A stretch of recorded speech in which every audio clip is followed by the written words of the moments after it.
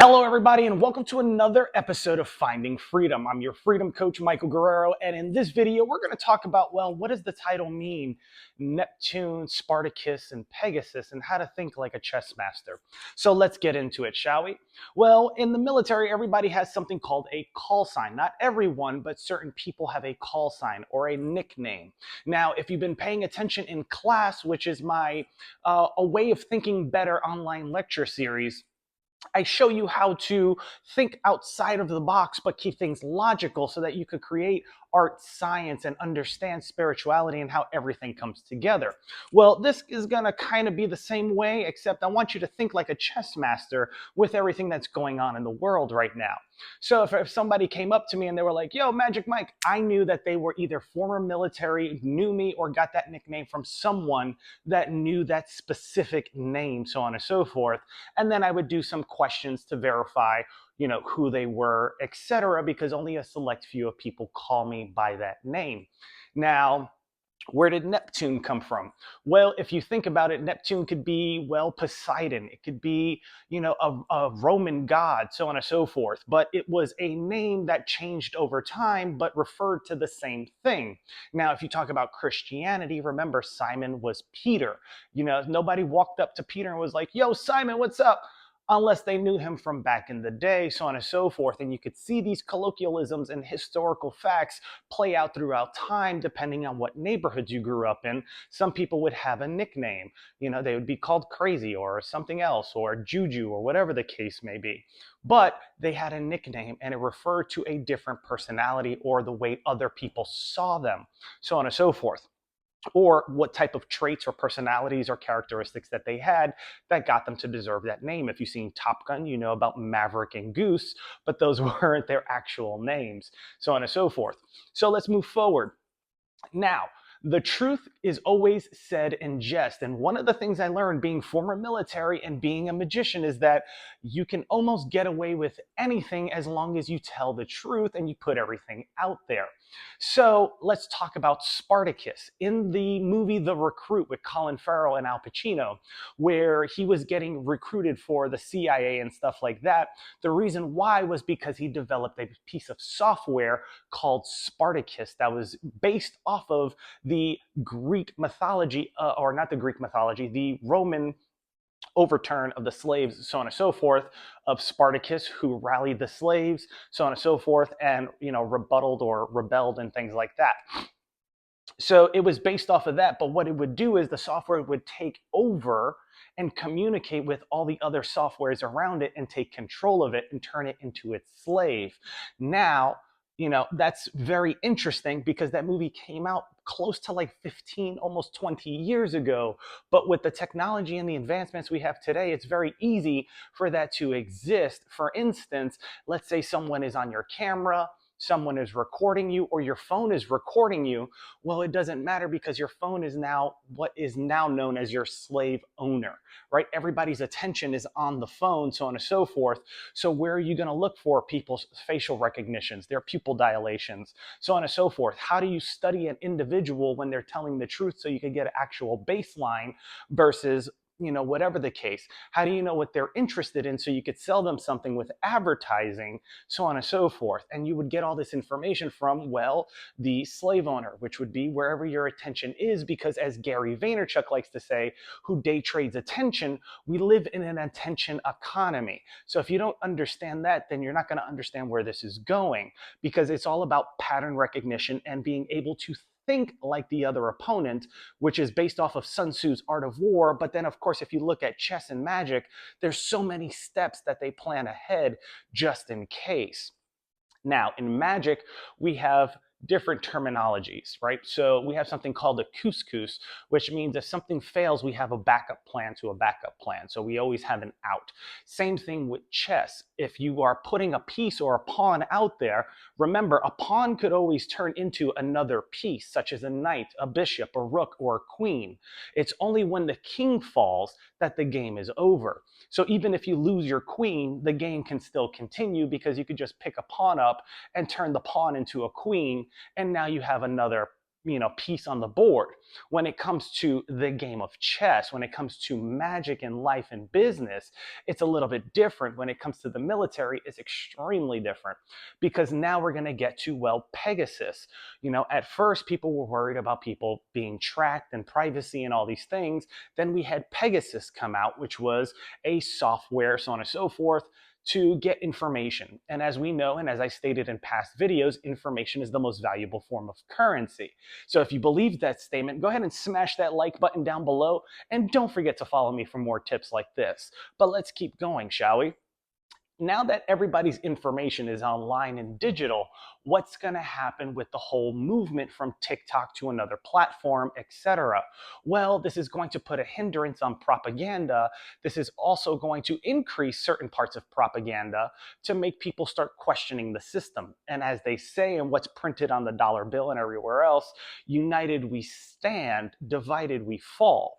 So remember, if united we stand, and if the only way we fall is if we don't work as a collective mind, because we are so divided, so on and so forth. Whether it's racism, I don't like the way you talk, I don't like the way you look, I don't like this, that, and the third. You're going to run into a lot of conflict, and that's going to create, well, diversity. Diversity is not a bad thing, neither is different modes of thought. But let's think about this. How did Genghis Khan grow his empire and take over a very large market share? Well, he accepted everybody, created a Silk Road, made sure that everything was segmented and people knew where to go, where not to go, etc., by telling them not to go there and then having them find out on their own, i.e. what Mel Robbins would say, let them learn. Or if you were talking about Neil deGrasse Tyson, children need a experimental room or a lab in order to, well, experiment with certain things so that they can learn. And this was how the environment was set up, and it was very successful.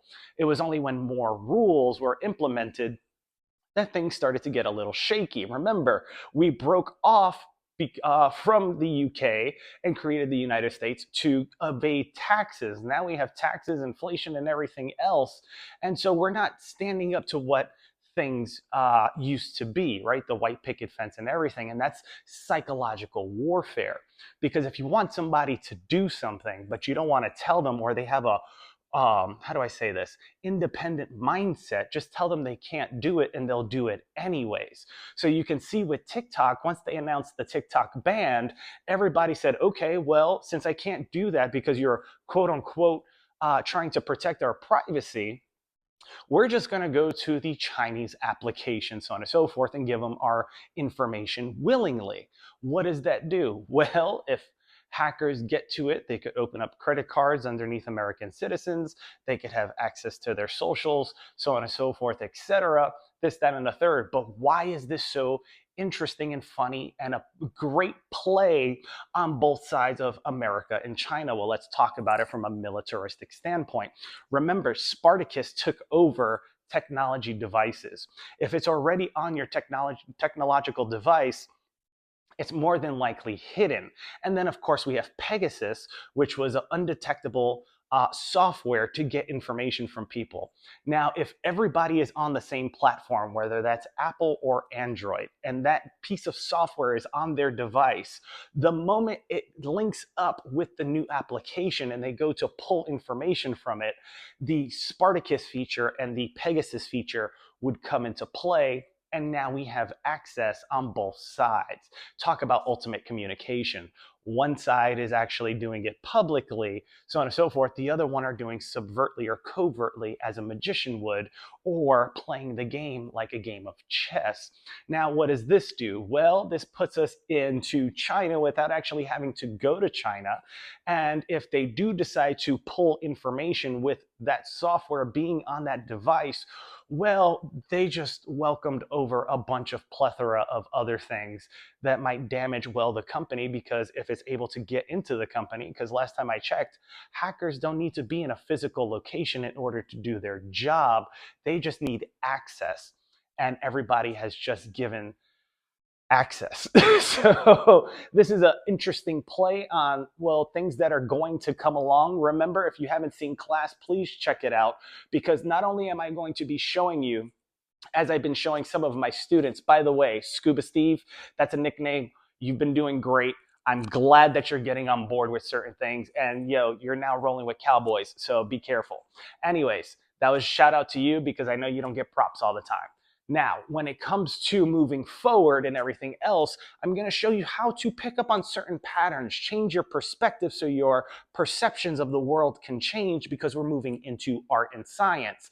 And last time I checked, you go into school to learn creativity first, then later on you learn about logic in high school, and then you graduate college with a degree in the arts or sciences. And then when you start a family, you start worrying about and questioning spirituality.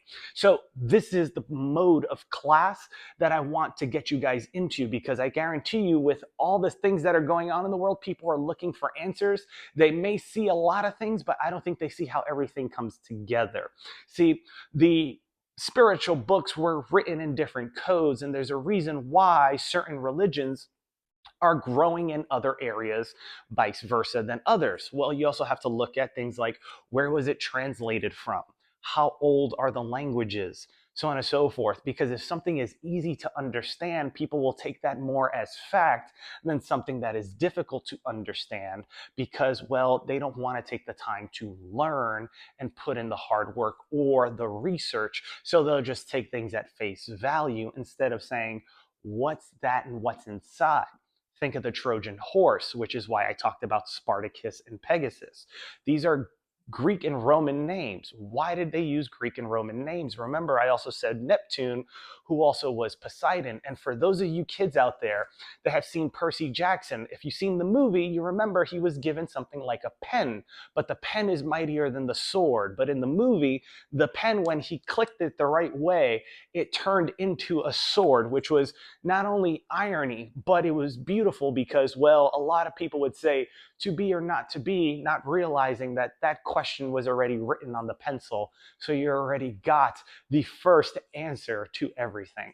However, some people need more clarification. So I come up with videos like this to try to give you insight now that I have permission to start talking about more and more stuff and teaching you, because, well, let's just face it, I can't escape teaching, and they just want me to teach now. So anyways, if you guys got any value out of this, go ahead and smash that like button. Don't forget to follow me. And remember, they didn't ask questions about the Trojan horse, and you see where that got them, but you also saw where it got Achilles, because he was thinking about fame and glory, not thinking about family. I'm more of a family person. I'll let you Achilles guys go out there and have your names live on forever. But, it is what it is. Till next time, my friends, take care. God bless. Bye-bye. Bye-bye.